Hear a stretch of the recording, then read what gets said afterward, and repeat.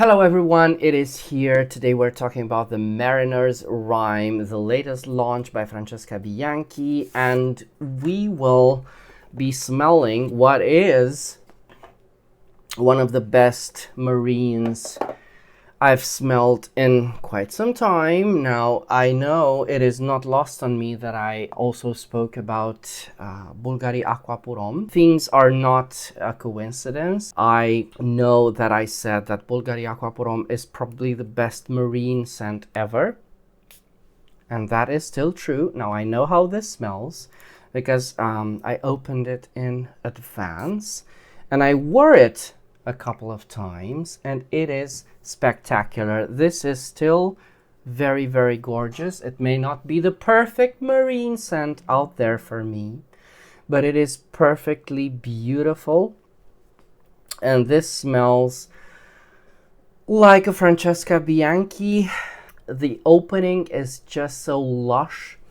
It opens like this huge, dry, papery iris.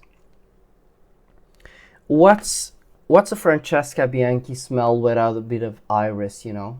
There isn't any. I don't suppose there is. But then gradually, this goes more and more into ambergris / ambroxane territory, veering towards a sort of citrus aromatic smell that's kind of in the same region as Etruscan water. I think they are kin. I think the two fragrances are definitely related. However, the Mariner's Rime has a bit of a story of its own, you know. However, if we're going to talk about the Mariner's Rime, we have to let this settle because as it is, we're smelling the opening, which is very, very different. It's almost violently different from how the fragrance sort of ends up, at least to my nose. And let's go to the Francesca Bianchi website and maybe talk about the Mariner's Rime and the inspiration for it. So, how Mariner's Rime was born. For lovers of my signature, the animalic powdery theme, dear to me, recurs, albeit more subtly. The animalic note in this composition is the gray amber, and this is true. This is all about ambroxane at the end of the day. Just how Etruscan water is ultimately about ambroxane as well. However, where Etruscan water is more vegetal and citrusy aromatic, this indeed gets a bit more submerged, marine sort of like scent. And she does this weirdly and interestingly. She does this, she gives us this impression by using this very woody and papery iris. You know, when I spoke about Dans les bleus qui pétillent, the impression of the depth was rendered by the use of this dark incense. The impression of the marine is done here using this woody, almost driftwood sort of smell, very animalic orris, which is very, very interesting. Now, the fragrance also has a transparency and luminosity that sets it apart from my initial creations, and this is true. I don't think it's the freshest Francesca Bianchi I've ever smelled, but it's definitely one of the lightest, both in terms of smell, because this has, she cites ozonic notes, and it's like, imagine the rays of the sun piercing the depth of the water transposed into smell. I know it's poetic, but it's all I have. Um, it's one of the most luminous fragrances, sparkling fragrances she ever done. And also, in terms of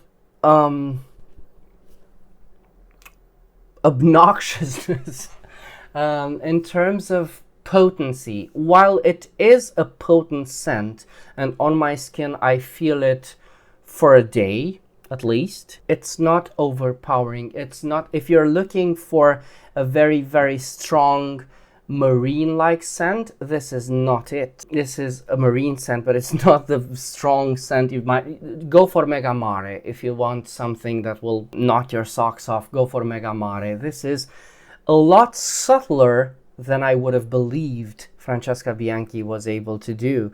And this is interesting and quite welcome, because you know, all of her fragrances do tend to be loud. This is not loud. And this is good. My relationship with the sea is conveyed through some references dear to me. The sacred sense of the drama in the Rime of the Ancient Mariner by S.T. Coleridge. And this is the inspiration behind, you know, the naming of the Mariner's Rime. It's S.T. Coleridge's The Mariner's Rime. And it's a very beautiful reference there. The epic and theatrical adaptation by Iron Maiden, of course, but especially the mysterious, evocative, contemplative, experimental, immersive, instrumental song Sailor's Tale from the album Islands by King Crimson, which I will have to listen. It is a fresh and transparent unisex fragrance on one side and dense and structured on the other. The citrusy and ozonic opening has a lively and modern character reinforced by the sharp edge of aldehydes. Now, as this progresses, and it's starting to do so, it sort of abandons the papery iris from the opening, which gradually becomes woodier and darker. And also, the ambroxane kind of takes over with all the facets that it has. And this is not, I repeat, this is not obnoxious ambroxane. I mean, if you don't like ambroxane, it might be obnoxious to you. I wouldn't be able to say. But it's definitely ambroxane of the transparent type. It's light, fresh, citrusy, quite citrusy, this one. It also helps a lot the fact that it has leathery and salty facets as well. Because what's a good marine scent without a bit of salt mixed in and a bit of salty leather for good measure? It is, you know, you don't get to see my excitement for this scent as you would have seen it if I had filmed my first impressions on this.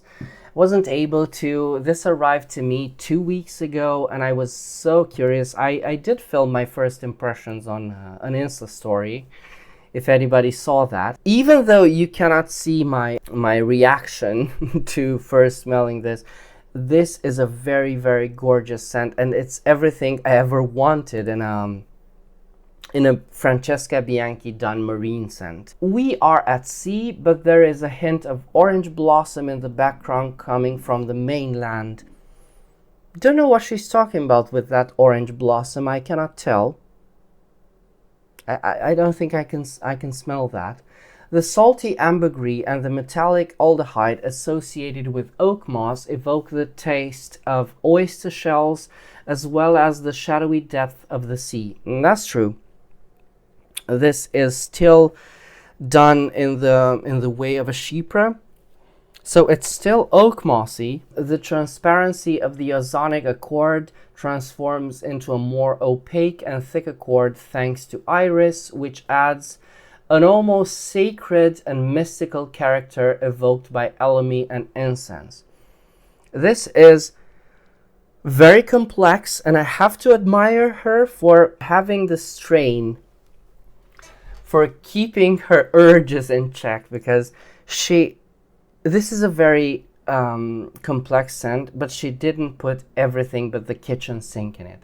And or even if she did, it doesn't smell like she did. This is a massively done ambroxane heavy, sure, but when ambroxane is the main player and it doesn't seem like it's the main player, that's a testament to the perfumer. So yeah, I think it works. I think it's a very beautiful launch. I think it's very fresh. I think it works very, very well in the summer. Works very well in the heat. As I said, it's quite similar to the way Etruscan water is created. Yeah, a welcome addition to the collection of Francesca Bianchis that I have. I wish her all the best in her endeavors. If you've got any other questions regarding the Mariner's Rime, do let me know. And until next time, remember, fragrance creates memories, and may yours be happy.